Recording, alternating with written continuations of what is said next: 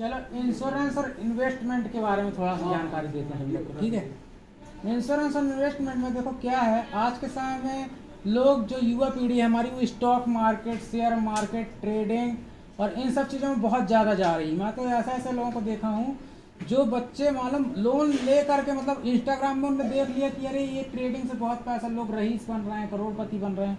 Instagram चला चला करके उनकी दिमाग जो है माइंड वॉश किया जा चुका है उनका। और वो लोग क्या कर रहे हैं कि लोन ले करके मार्केट में पैसा लगा करके अमीर बनने की सोच से वो ऐसा कर रहे हैं और उनका पैसा डूब रहा है। क्यों? क्योंकि उनके पास ना तो कोई नॉलेज है, ना कोई एक्सपीरियंस है, ना कोई अनुभव है, बस लोन लिया, मार्केट में घुस गए और बर्बाद हो गए, ठीक है। और आज के समय में देखो आप इन्वेस्टमेंट कर रहे हो, बहुत अच्छी बात है। आप स्टॉक मार्केट में जा रहे हो, ट्रेडिंग में जा रहे हो, किसी भी चीज़ में जा रहे हो, बहुत अच्छी बात है, लेकिन आपको उस हिसाब से नॉलेज होना चाहिए। और नॉलेज के साथ साथ आप देखो इन सब चीज़ों में कब जाओ, जब आप सिक्योर हो, ठीक है। देखो एक होता है इमरजेंसी फंड। इमरजेंसी फंड क्या होता है? इमरजेंसी फंड ऐसा फंड होता है जो आपको वक्त मुसीबत में आपको वो फंड काम आता है। जैसे कि आज मैं कोई नौकरी कर रहा हूँ, ठीक है, नौकरी 20,000 रुपये महीने की कर रहा हूँ और मेरा घर का खर्च 15,000 रुपये महीना, तो 5,000 रुपये मेरा बचता है, तो मैं सेविंग कर सकता हूँ, उसको इन्वेस्ट कर सकता हूँ, बचत कर सकता हूँ, इंश्योरेंस कर सकता हूँ, मतलब कहीं भी मैं इस्तेमाल कर सकता हूँ। लेकिन अगर मान लो अचानक मेरे को कुछ हो जाए या मेरी जॉब छूट जाए तो फिर मेरे घर का खर्च कैसे चलेगा? तो इसके लिए अपने बुरे समय के लिए व्यक्ति कुछ पैसा जोड़ के रखता है अपने अकाउंट में, अपने सेविंग अकाउंट में या एफडी के तौर पे, तो वही होता है इमरजेंसी फंड। और इमरजेंसी फंड कम से कम ऐसा होना चाहिए कि आपके 3 साल तक का घर का खर्च, जैसे आप 20,000 रुपये मंथली कमाते हो तो साल भर का कितना हुआ?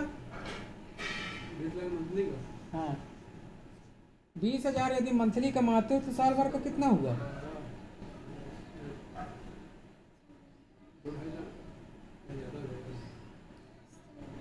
3 साल का ना, 3 साल का आपका होगा 12 दूनी 24, 12 × 36, 7,20,000 होगा। मतलब 3 साल का फंड आपके पास 7,20,000 रुपये एफडी में होना चाहिए। एफडी में इसलिए क्योंकि मान लीजिए आपकी नौकरी छूट गई या कोई दिक्कत हो गई, कई लोग पैरालाइज हो जाते हैं, एक्सीडेंट होता है, पाँव चला जाता है, किसी का हाथ चला जाता है, तो ऐसे केस में ये जो फंड है वो काम आएगा परिवार को। वो 3 साल तक उनको कम से कम टेंशन फ्री रहेंगे, भाई 3 साल में हम कोई ना कोई धंधा सेट करेंगे, तो धंधे में दिमाग लगाने के लिए कम से कम उनका दिमाग तो फ्रेश रहे।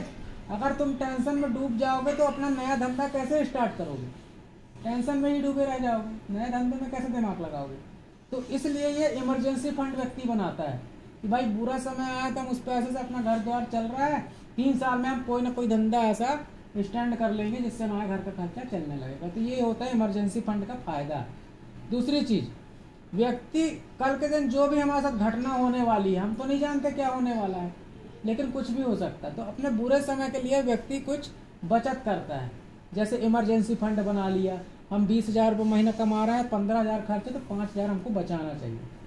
मैं बोलता हूँ किसी भी चीज़ में बचाओ अपनी काबिलियत के हिसाब से, अपने नॉलेज के हिसाब से। अगर आप स्टॉक मार्केट अच्छा जानते हो, समझते हो, तो आप करो इन्वेस्ट। लेकिन सबसे ज़्यादा ज़रूरी है व्यक्ति जो कमाने वाला है घर पे जो व्यक्ति कमाने वाला है उसका इंश्योरेंस सबसे पहले ज़रूरी है।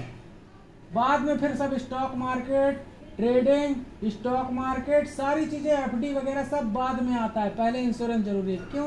क्योंकि जो व्यक्ति कमाने वाला है अगर उसको कुछ हो गया तो भाई इन्वेस्ट करने के लिए पैसे कहाँ से आएंगे? घर का खर्च चलाने के लिए पैसे कहाँ से आएंगे? किसी भी काम को करने के लिए पैसे कहाँ से आएंगे? क्योंकि कमाने वाला ही नहीं है। कमाने वाले के ही पैर दिक्कत कर रहे हैं, वो बेड रेस्ट पे है, उठ नहीं सकता, कैसे मिलेगा पैसा घर पे? तो इसलिए जो व्यक्ति घर में कमाने वाला है उसका इंश्योरेंस बहुत जरूरी है। और कौन सा इंश्योरेंस? एक लाइफ इंश्योरेंस होना चाहिए, क्योंकि भगवान ना करे किसी के साथ अगर मिसहैपनिंग हो जाए तो उसका एक इंश्योरेंस का क्लेम मिलता है, जिसके आधार पर परिवार सेट हो सकता है। ठीक, दूसरा इंश्योरेंस होना चाहिए जो कि बहुत कंपलसरी है, जिसकी वजह से लोग एकदम से करोड़पति व्यक्ति भी गरीब हो सकता है, वो होता है हेल्थ इंश्योरेंस। मान लीजिए कोई व्यक्ति करोड़पति है, वो महीने का 4 लाख रुपए कमाता है, अचानक वो आजकल का खान पान जो है हर चीज़ में मिलावट है, ठीक है, और कैंसर बहुत ज़्यादा तेज़ी से बढ़ रहा है। अगर मान लीजिए किसी को कैंसर डिटेक्ट कर देता है तो कैंसर का ट्रीटमेंट कितना महंगा है, अब कैंसर का मैंने लोगों को देखा है कि कैंसर का ट्रीटमेंट कराते कराते घर बिक गया, घर बेच करके उसका इलाज करा रहे हैं, लास्ट में ना वो पैसे बचे ना वो व्यक्ति बचा। इलाज कराते कराते उसके पैसे भी लग गए पूरे, घर भी बिक गया, वो भी पैसे इलाज में लग गए और लास्ट में वो व्यक्ति बचा भी नहीं। तो अगर हेल्थ इंश्योरेंस होता उस केस में, तो ये जो बीमारी में जो दवाइयों में खर्च आया वो हेल्थ इंश्योरेंस कंपनियां देती वो पैसा दवाई कराने के लिए, कवर देती कि भैया ये लो पैसा, हमने अपने हेल्थ इंश्योरेंस कराया था, उसका प्रीमियम भरा था, तो उसका ये क्लेम आपको, यदि कैंसर हुआ तो उसका आपको हम दवाई कराएंगे, आपका खर्चा उठाएंगे। तो हेल्थ इंश्योरेंस से वो गरीब होने से बचता है, नहीं तो व्यक्ति सड़क पर आ जाता है। तो इसलिए कोई भी इन्वेस्टमेंट कर रहे हो, स्टॉक मार्केट, एफडी, ट्रेडिंग, जो कुछ भी कर रहे हो सब सही है, लेकिन सबसे पहले इंश्योरेंस। आप अपना जो भी आपका बजट है, जो भी आपकी ह्यूमन लाइफ वैल्यू कहती है, जो भी आप कमा रहे हो उसके आधार पे एक ह्यूमन लाइफ वैल्यू होती है व्यक्ति की।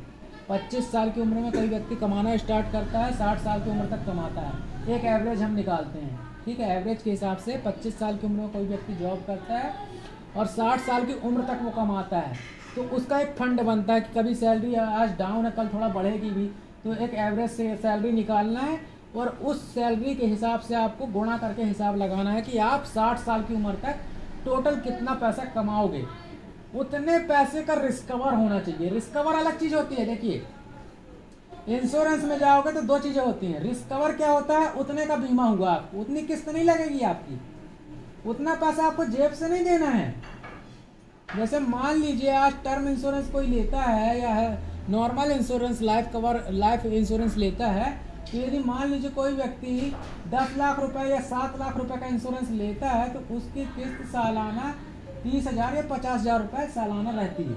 मतलब यदि 10,000 का आपने लिया तो जरूरी नहीं कि आपको 10,000 देना पड़ेगा, 10 लाख जेब से नहीं देना पड़ेगा, वो तो इंश्योरेंस है, उतने का आपको कवर दिया जाएगा जो ना रहने के केस में। किस्त तो आपकी कम लगेगी।